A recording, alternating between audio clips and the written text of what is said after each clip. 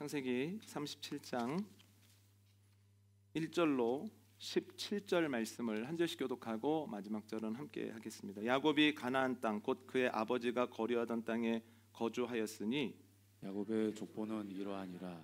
요셉이 17세 소년으로서 그의 형들과 함께 양을 칠 때에 그의 아버지의 아내들 빌하와 실바의 아들들과 더불어 함께 있었더니 그가 그들의 잘못을 아버지에게 말하더라.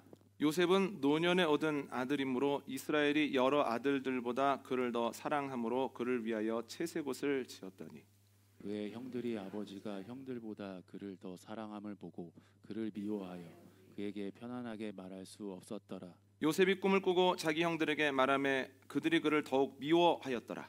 요셉이 그들에게 이르되 청하건대 내가 꾼 꿈을 들으시오. 우리가 밭에서 곡식단을 묶더니 내 단은 일어서고 당신들의 단은 내 단을 둘러서서 절하더이다. 그의 형들이 그에게 이르되 네가 참으로 우리의 왕이 되겠느냐 참으로 우리를 다스리게 되겠느냐 하고 그의 꿈과 그의 말로 말미암아 그를 더욱 미워하더니 요셉이 다시 꿈을 꾸고 그의 형들에게 말하여 이르되 내가 또 꿈을 꾼즉 해와 달과 열한 별이 내게 절하더이다 하니라. 그가 그의 꿈을 아버지와 형들에게 말하매 아버지가 그를 꾸짖고 그에게 이르되 내가 꾼 꿈이 무엇이냐 나와 내 어머니와 내 형들이 참으로 가서 땅에 엎드려 내게 절하겠느냐. 그의 형들은 시기하되 그의 아버지는 그 말을 간직해 두었더라. 그의 형들이 세겜에 가서 아버지의 양떼를 칠 때에 이스라엘이 요셉에게 이르되 내 형들이 세겜에서 양을 치지 아니하느냐 너를 그들에게로 보내리라. 요셉이 아버지에게 대답하되 내가 그리하겠나이다. 이스라엘이 그에게 이르되 가서 내 형들과 양떼가 다 잘 있는지를 보고 돌아와 내게 말하라 하고 그를 헤브론 골짜기에서 보내니 그가 세겜으로 가니라. 어떤 사람이 그를 만난즉 그가 들에서 방황하는지라. 그 사람이 그에게 물어 이르되 내가 무엇을 찾느냐. 그가 이르되 내가 내 형들을 찾으오니 청하건대 그들이 양치는 곳을 내게 가르쳐 주소서. 함께 하겠습니다. 그 사람이 이르되 그들이 여기서 떠났느니라. 내가 그들의 말을 들으니 도단으로 가자 하더라 하니라. 요셉이 그의 형들의 뒤를 따라가서 도단에서 그들을 만나니라. 아멘.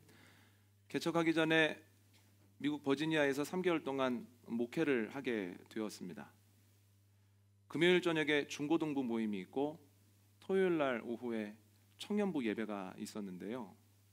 아이들이 모임 끝나고 또한 예배 후에 먹을 수 있도록 음식을 장만하는데 그 재료를 금요일 점심에 구입을 했습니다. 그리고 그 한식 재료와 더불어서 아이들을 위한 간식을 사는데 빠지지 않았던 것이 탄산음료, 젤리 그리고 껌입니다. 아이들이 모임을 마치고 예배를 마치고 이제 간식을 먹고 있으면 첫째 아이가 만 2살이 되기 전인데 그 옆에 와서 입맛을 다십니다. 탄산음료를 달라고 자꾸 사인을 보냅니다. 그러면 아이들이 어떻게 해야 되나 싶어서 제 얼굴을 한번 보고 제 아내 얼굴을 한번 보고 그럽니다. 그럼 제 아내는 고개를 절레절레 흔들면서 주지 말라는 거죠. 그런데 저는 넉넉한 아버지입니다. 그래서 어차피 마실 건데 몇 년 더 먼저 마신다고 무슨 일이 있겠니? 조금 먹여라. 그럼 이렇게 주죠. 그 아이가 탄산음료 때문에 따가운지 마시면서 얼굴을 막 찡그리는 거예요. 그러니까 그 모습이 귀여워서 자꾸 주었습니다. 조금 있으니까 박하 향이 나는 껌을 달라는 거예요. 또 제 아내를 보고 저를 봅니다. 아내는 싫어합니다. 근데 저는 좋은 아버지입니다. 그래서 어차피 씹을 건데 몇 년 먼저 씹는다고 문제가 있겠니? 줘라. 그랬던 기억이 납니다. 그런데 그 아이가 요즘 너무 껌과 젤리와 탄산음료를 좋아합니다. 그래서 이제 그만 먹어야지 이러다가 좀 어렵게 싸면서 제가 제지를 하거든요. 오빠가 자연스럽게 먹으니까 여동생마저도 자연스럽게 껌과 젤리를 섭취를 합니다. 아이를 위한다고 뭔가를 했는데 결과적으로는 그게 좋지 않았던 거죠. 왜 그런 선택을 했을까 생각을 해보면 이유는 두 가지입니다. 첫 번째는 제가 간식을 좋아하기 때문이에요. 제가 간식을 좋아하기 때문에 아이에게 단 것을 주는 것에 대해서 그렇게 저항감이 없는 겁니다. 나도 간식을 좋아하니까 당연히 얘도 좋아하지 않겠어? 나도 지금 먹으니까 아이도 당연히 먹지 않겠어? 하면서 쉽게 주는 거죠. 두 번째는 경험이 없었기 때문입니다. 이걸 이렇게 쉽게 주면 아이가 나중에 많이 먹게 된다라고 하는 경험이 있었다면 그때와는 다른 선택을 했겠다. 이런 생각이 듭니다. 지난주에 말씀드렸던 것처럼 에서는 하나님께서 주셨던 약속의 땅을 경시합니다. 그래서 고향 땅을 뒤로하고 세일로 가버립니다. 그런데 야곱은 다릅니다. 주님께서 주신 땅에서 성실하게 살아갑니다. 겉으로 보면 문제가 없습니다. 땅도 있고 가축도 많고 식솔들도 단단하게 뭉쳤습니다. 그런데 내부를 보면 행복하지 않은 거예요. 그 집안에 불화가 있습니다. 그리고 불화의 중심에는 야곱이 있습니다.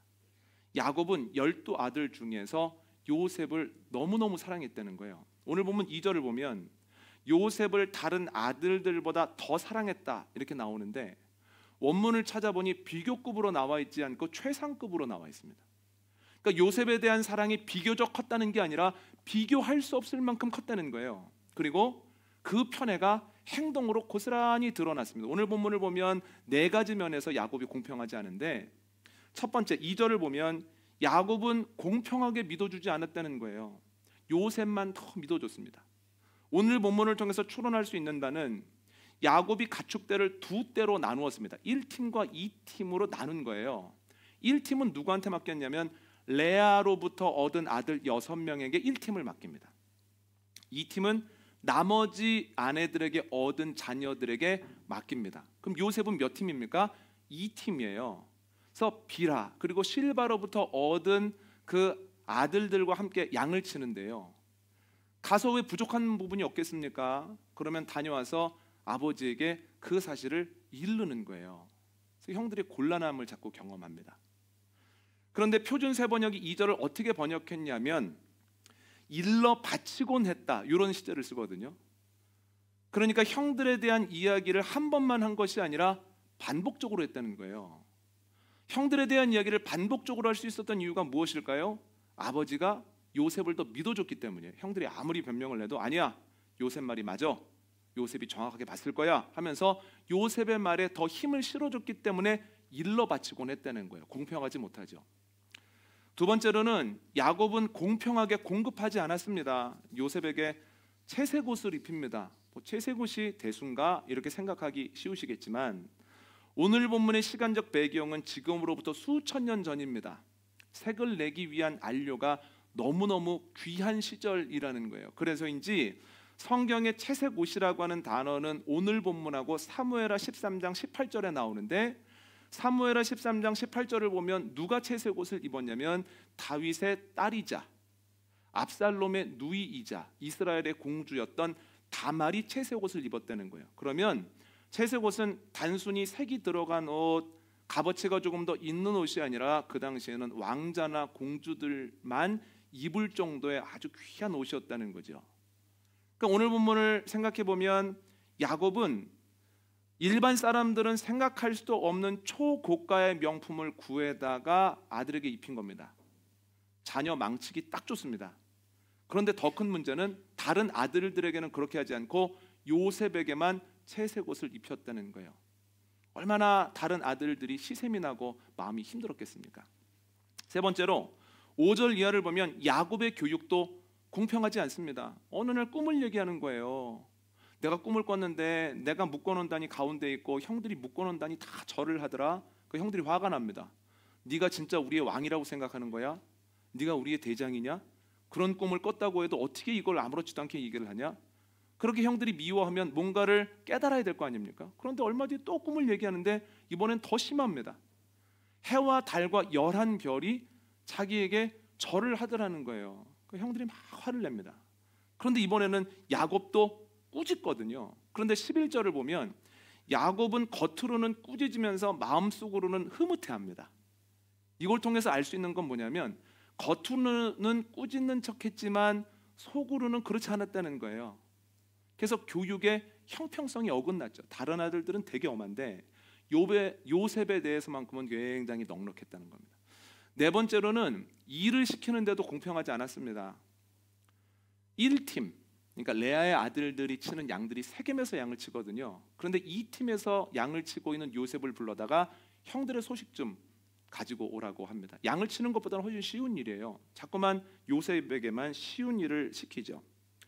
이와 같이 야곱은 요셉을 대놓고 편애하고 번번이 특권을 줬습니다. 그런데 그 결과가 안 좋습니다. 우선 요셉이 철이 없습니다. 자기 중심적입니다. 형들이 따돌립니다. 외롭습니다. 형들은 어떻습니까? 아버지의 모습을 통해서 아버지를 원망하게 되고 요셉은 미워하게 됩니다. 야곱의 마음이라고 편안하겠습니까? 그러니까 야곱이 사랑해서 뭔가를 했는데 그 결과가 신통치 않다는 거예요. 왜 이런 선택을 했을까 생각해 보면 크게 두 가지 이유가 있을 것 같습니다. 첫 번째는 야곱이 가지고 있는 기본적인 약함 때문에 그렇습니다. 야곱도 어렸을 때부터 편애로부터 자유로울 수 없었다는 거예요. 여러분 기억나십니까? 아버지 이삭이 누구를 더 사랑했습니까? 에서를 더 사랑하죠. 가족을 다 모아놓고 이제 내가 축복 기도할 거다 이렇게 선언한 게 아니라 에서만 조용히 불러서 너 빨리 동물 잡아와 그걸로 음식 만들어 오면 축복 기도해 줄게 이렇게 하죠. 그런데 어머니는 누구를 더 편애합니까? 야곱을 더 사랑하죠. 그래서 그 이야기를 듣고 와서 야 좋은 기회다. 아버지 눈이 어두우니 이거 한번 가로채보자 합니다. 편애를 당하기도 하고 편애를 받기도 하죠.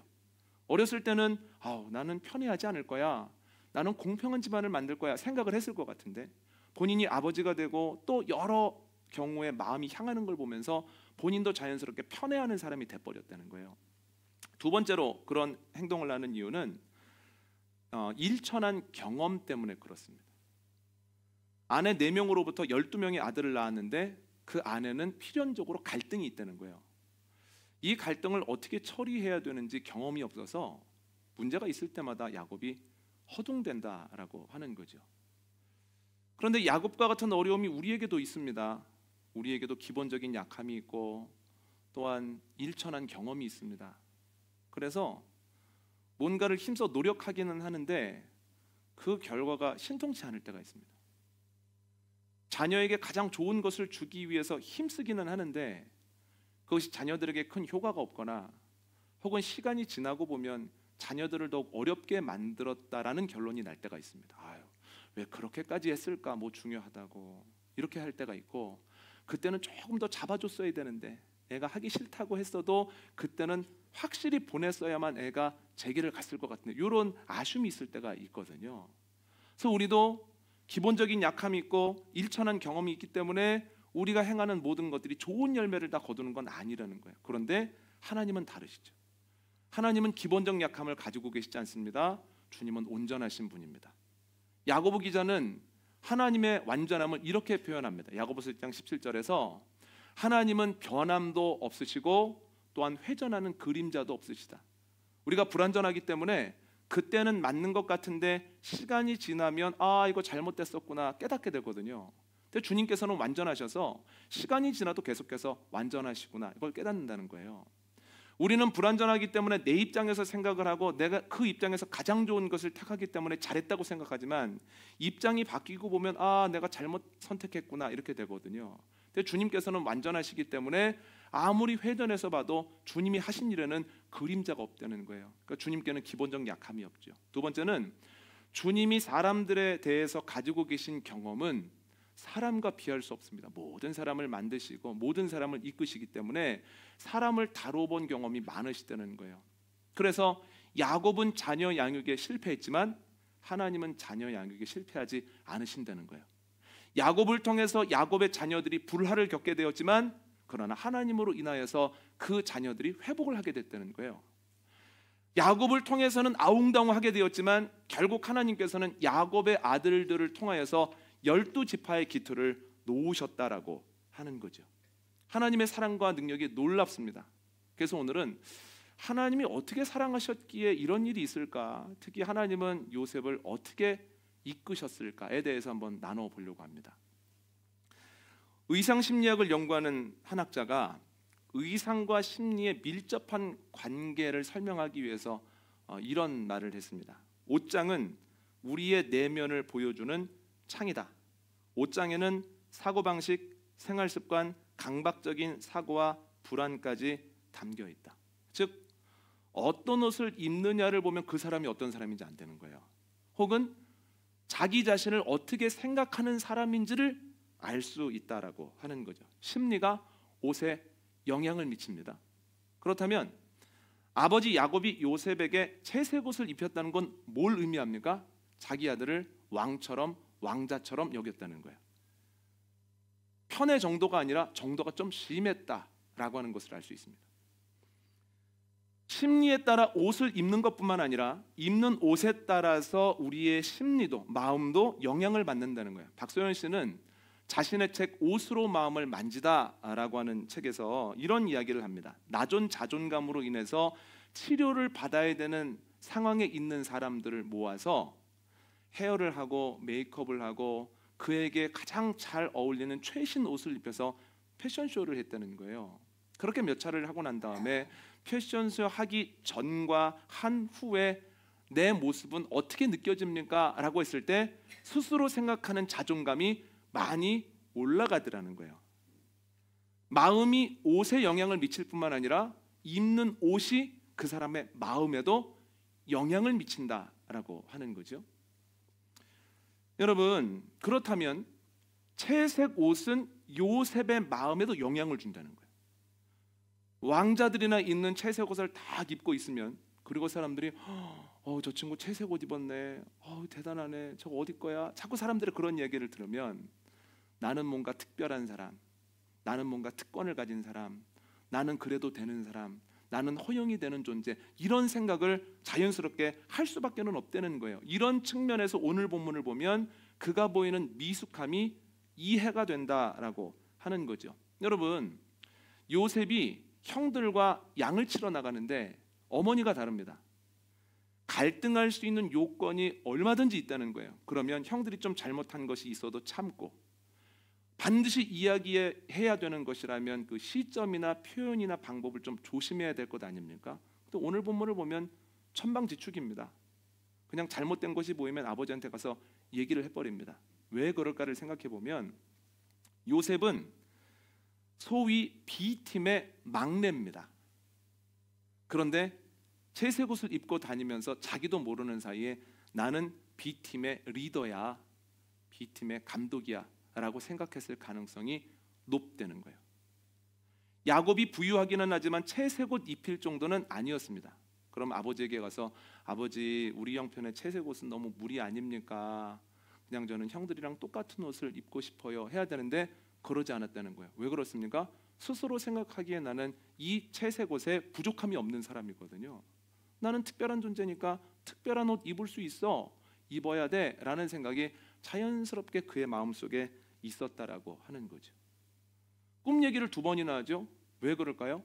정말 자기는 특별한 존재라고, 나는 잘 될 거라고, 나는 사람들의 인사받을 사람이라고 이렇게 생각을 하고 있기 때문이에요. 채색 옷이 그의 삶에 영향을 줬다는 겁니다. 목사님, 그의 나이 17살 아닙니까?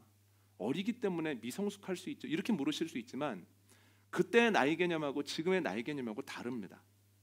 아브라함이 이삭을 데리고 모리아산 가지 않습니까? 그럼 이삭이 묵묵하게 모리아산까지 가서 제단 위에 하나님의 뜻대로 제물 대기 위해서 누워있지 않습니까? 학자들은 그때 나이를 16살 정도로 추정을 합니다. 17살이면 알만한 거 다 알만한 나이입니다. 미성숙함으로 돌리기에는 충분히 많은 나이라는 거예요. 다시 말하면 요셉이 나이가 어려서 미성숙한 것이 아니라 자기 스스로 나는 대단한 사람이야, 나는 특별한 사람이야, 나는 그래도 되는 사람이야 라는 생각을 가지고 있었다라고 하는 거죠. 이거 비전 아닙니까? 물어보실 수도 있는데요, 비전 아닙니다.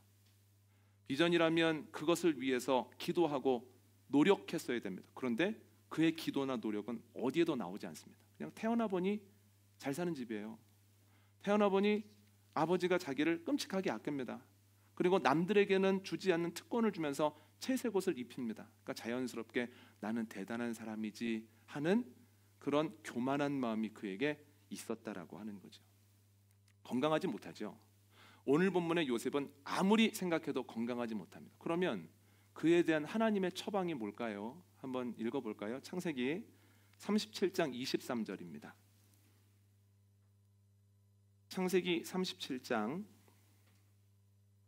23절 함께 읽습니다. 시작. 요셉이 형들에게 이르매 그의 형들이 요셉의 옷 곧 그가 입은 채색 옷을 벗기고 아멘. 하나님이 광야에서 형들을 통해 요셉의 채색 옷을 벗기셨다는 거예요. 그리고 그를 애굽에 보내셔서 작업복을 입히십니다.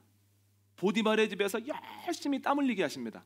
거기에서 멈추는 것이 아니라 작업복을 벗기시고 또 그에게 죄수복을 입히심으로 억울한 상황을 맞이하게 하시고 2년 가까운 시간을 인내하게 하셨다는 거예요. 여러분, 채색옷 잘 입고 있는데 채색옷이 벗겨지고 작업복을 입게 됩니다. 또 작업복을 입고 이제는 살만하다 하는데 작업복을 벗기시고 또 죄수복을 입히십니다. 요셉의 입장에서는 얼마나 기가 막히겠습니까?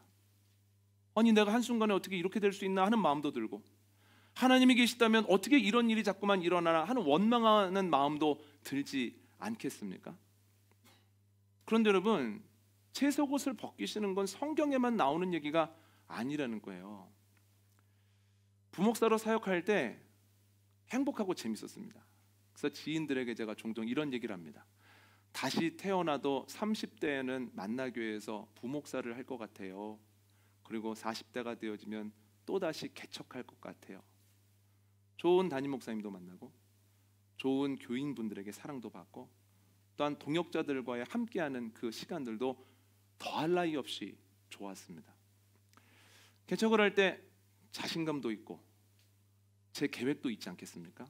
그런데 개척을 하고 목회를 하면서 느끼는 게 뭐냐면, 하나님께서는 제가 입고 있었던 채색 옷을 생각하지 못했던 방식으로 벗기시더라는 거예요. 누구나 알만한 큰 교회에서 부목사를 하면서 사람들과 행복하게 지내고 사랑을 받았던 그 채색 옷도 벗기시고, 멀리서 보면 그럴싸해 보이는 설교자라고 하는 채색 옷도 벗기시고, 또한 만나고 싶어하는 사람이 적지 않은 상담사라고 하는 채색 옷도 벗기시죠. 채색 옷만 벗기시는 것이 아니라 그 채색 옷을 벗기신 자리에 작업복을 입히시더군요. 그래서 때때로 몸과 마음이 매우 고될 때가 있었습니다. 몸과 마음이 고돼도 제가 해야 되는 일이니 버티는 수밖에 없지 않습니까? 그런데 작업복만 모두 괜찮은데 때때로 요셉이 죄수복을 입었을 때처럼 오해도 받게 하시고 때때로 미움도 받게 하시는 거예요. 그런 일이 일어나면 아주 드문 일이 내 삶에 일어난다 속으로요. 나도 이러한 일을 당할 수가 있네. 내가 이런 취급을 당하네 하는 생각으로 굉장히 어려웠습니다. 그러다가 내린 결론이 뭐냐면, 그래, 완전히 채색 옷은 벗어버리자. 그냥 개척교회 목사라고 하는 무명옷을 입자. 이렇게 마음을 먹었거든요. 분명히 무명옷을 입고 있는 줄 알았는데 깊숙이 채색 옷을 입고 있더군요, 제가. 그래서 하나님께서 너 아직 다 안 벗었어 하면서 채색 옷을 하나하나 벗겨나가면 그게 그렇게 마음이 힘들었습니다. 그런데 채색 옷을 벗기시는 것은 저에게만 있는 일인가? 그렇지 않다는 거예요. 하나님의 사람들이 반복적으로 경험하는 바입니다. 열심히 노력해서 삶의 열매들을 거둡니다. 그래, 열심히 하면 되는 거야. 내가 누구 앞에서도 떳떳하게 내 삶을 이야기할 수 있어. 잘 살아가고 사람들에게 칭찬도 받고 존경도 받고 영향력도 끼칩니다. 그런데 이게 웬일입니까? 다른 건 모르겠는데 자녀가 내 마음대로 안 되는 거예요. 시간이 가면 자연스럽게 자라는 줄 알았더니 시간이 가도 자연스럽게 안 자라는 때가 있다라는 거예요. 자녀가 내가 노력하고 씨앗을 뿌리면 그게 그대로 열매로 돌아올 줄 알았는데 내가 씨앗을 뿌림에도 불구하고 열매가 안 될 때도 있을 뿐만 아니라 그것이 오히려 나에게 원망거리가 돼서 돌아올 때가 있더라는 거예요. 자녀의 신앙에 대해서도 내가 교회 안에 있음으로 인해서 신앙이 생겼던 것처럼 우리 자녀들도 교회에서 예배만 드리면 신앙이 생기겠지라고 당연히 그렇게 생각을 했는데 그렇지 않더라는 거예요. 오히려 주님과 인격적인 관계를 못 맺는 것뿐만 아니라 하나님을 더 멀리할 때도 있더라는 거예요. 자녀를 통해서 채색 옷을 막 벗게 되죠. 자녀를 위해서 이것저것 열심히 합니다. 작업복을 입고 열심히 뜁니다. 주님, 저는 작업복 언제까지 입고 이렇게 뛰어야 되나요? 남들은 자녀들이 빨리 자리를 잡아서 자녀들이 나를 위해서 뭔가 힘쓰는데 저는 이제 나이가 이 정도가 되고 자녀가 다 장성한 것 같은데 주님, 저는 언제까지 작업복 입고 다녀요? 하는 마음이 주님께 들 때도 있다는 거예요. 그것뿐입니까? 괜히 자녀 얘기만 나오면 죄수복을 입은 것처럼 마음이 주눅들 때도 있다는 거예요. 내 삶에 대해서는 자신감이 있었는데 자녀에 대해서 이야기를 나누면 뭔가 죄 지은 것 같고 뭔가 내가 잘못한 것 같고 이럴 때가 있죠. 주님께서는 자녀를 통해서 채색 옷을 벗기시고 작업복을 입히시고 때로 죄수복까지 입게 하신다는 거예요. 화목한 집에서 태어납니다. 사랑받으면서 자라납니다. 그래서 그렇게 끝까지 살 줄 알았습니다. 그런데 결혼하고 나니까 내가 해야 되는 일들이 더 많은 거예요. 그래서 주님께서 결혼을 통해서 채색 옷을 벗기시고 작업복을 입히시죠. 작업복을 입히셨으니 얼마나 몸과 마음이 고됩니까? 힘들죠. 때때로 그것뿐만 아니라 일을 하다 보니까 요셉이 죄수복을 입은 것처럼 또 사람들에게 경시를 당할 때도 있고 미움을 당할 때도 있더라는 거예요. 가족을 통해서 채색 옷을 벗기시고 작업복과 죄수복을 입히실 때도 있다는 거예요. 태어나 보니 아주 부자는 아니라도 그래도 물질적인 어려움이 없습니다. 그냥 이렇게 계속 살겠구나 싶은데 갑작스럽게 경제적인 어려움을 만납니다. 안 해봤던 고민을 하고 갑자기 앞일을 걱정하고 앞일을 생각할 때마다 힘이 듭니다. 주님께서 경제적인 것을 통해서 채색 옷을 벗기시고 작업복을 입히시고 죄수복을 또 입게 하실 때가 있죠. 그것뿐입니까? 나는 당연히 건강한 줄 알았습니다. 그래, 관리만 하면 건강해. 나는 관리 안 해도 건강해. 그런데 어느 순간인가 질병을 만납니다. 질병으로 고생을 하고 나중에는 회복을 하지 못하고 다른 사람의 도움을 받아야만 거동하게 됩니다. 그러면 주님께서 건강을 통해서 채색 옷을 벗기시고 작업복을 입히시고 죄수복까지 입게 하시는 경우가 많다는 거예요. 여러분, 주님이 왜 그러실까요? 왜 요셉의 채색 옷을 벗기셨을까요? 왜 저의 채색 옷을 벗기셨을까요? 여러분들의 채색 옷을 왜 벗기실까요? 한번 이유를 찾아볼까요? 창세기 41장입니다. 창세기 41장 41절로 43절입니다.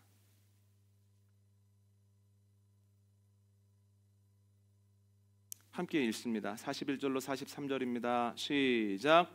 바로가 또 요셉에게 이르되 내가 너를 애굽 온 땅의 총리가 되게 하노라 하고 자기의 인장 반지를 빼어 요셉의 손에 끼우고 그에게 세마포 옷을 입히고 금사슬을 목에 걸고 자기에게 있는 버금술의 그를 태우매 무리가 그의 앞에서 소리 지기를 엎드리라 하더라. 바로가 그에게 애굽 전국을 총리로 다스리게 하였더라. 아멘. 주님께서 채색옷을 벗기시고 작업복을 입히시고 죄수복까지 입히시며 인내하게 계실 때에는 주님의 분명한 계획이 있더라는 거예요. 주님의 때가 되었을 때에 하나님께서는 요셉을 애굽의 총리로 삼으십니다. 그의 손에 바로의 인장 반지를 끼워주시고 또한 그를 바로의 버금가는 수레에 태우시고 또한 그를 총리로 삼으심과 동시에 진짜 채색옷을 입혀주시더라는 거예요. 아버지 야곱이 편애를 통해서 입혀준 채색옷은 가짜 채색옷입니다. 왕자처럼 보이지만 왕자가 아닌 거예요. 자격이 있어 보이지만 자격이 확실치 않은 겁니다. 그러나 하나님께서 애굽에서 바로를 통해서 입혀주시는 채색옷은 진짜 채색옷이라는 거예요. 그 옷을 입을 자격이 있고 그리고 그 옷을 입고 정당한 영향력을 행사할 수 있는 자리까지 그를 올려주시더라는 거죠.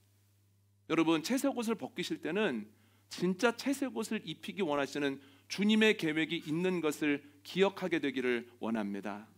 채색옷을 벗는 경험을 자꾸 하면서 제가 요즘 느끼는 것은 내가 목회를 시작할 때보다는 주님을 더 사랑하고 주님을 더 믿는구나. 결정적인 순간에 내 생각을 의지하지 아니하고 하나님 뭘 원하십니까? 제가 어떻게 할 때 하나님의 영광이 되겠습니까? 끊임없이 기도하고 끊임없이 묵상하고 끊임없이 말씀을 붙들고 씨름을 하는구나. 내가 예전보다는 그래도 조금 더 좋아졌구나. 주님을 조금 더 가까이에서 만나고 있구나. 깨닫게 됐다는 거예요. 여러분들 하나님께서 때때로 여러 가지 방법으로 채색옷을 벗게 하십니다. 자녀를 통해서, 물질을 통해서, 가족을 통해서, 건강을 통해서 여러 가지 방법을 통해서 벗게 하시는데, 그러나 주님께서 그렇게 하시는 이유는 진짜 채색옷을 입히시기 위함, 왕 같은 제사장으로 우리를 세우시기 위함이라고 하는 것을 기억하고 주님의 때에 이르기까지 훈련을 성실하게 받는 저와 여러분 되시기를 원합니다. 중간 결산하지 마시고 주님이 계획하신 바를 온전히 믿으며 나아갈 때 요셉이 그러했던 것처럼 주님께서 입혀주시는 진짜 채색 옷을 입고 주님을 찬양하게 되는 저와 여러분 가정 그리고 생명문교회 될 것입니다. 오늘 말씀 정리합니다. 야곱의 가족은 화목하지 못했습니다. 요셉에 대한 야곱의 편애가 가장 큰 원인이었습니다. 야곱의 편애는 요셉에게도 다른 형제들에게도 야곱 자신에게도 좋지 않았습니다. 그래도 여러 약함 때문에 철저하게 실패했죠. 야곱은 실패했지만 주님은 실패하지 않으셨습니다. 그래서 야곱이 깨뜨렸던 가족을 회복시키시고 또한 야곱이 망쳐놨던 그 관계들을 주님께서 잘 만져가셨다는 거예요. 근데 주님이 어떻게 요셉을 이끄셨는가? 처음으로는 채색옷을 벗기셨습니다. 가짜 채색옷을. 그리고 작업복을 입히셔서 일하게 하셨습니다. 죄수복을 입히셔서 때때로 인내하게 하셨습니다. 그리고 주님의 때가 되었을 때에 진짜 채색옷을 입히셨습니다. 요셉에게 임했던 은혜가 우리의 심령에, 우리의 가정에, 우리 생명문 교회 안에 넘치게 되어지기를 원합니다.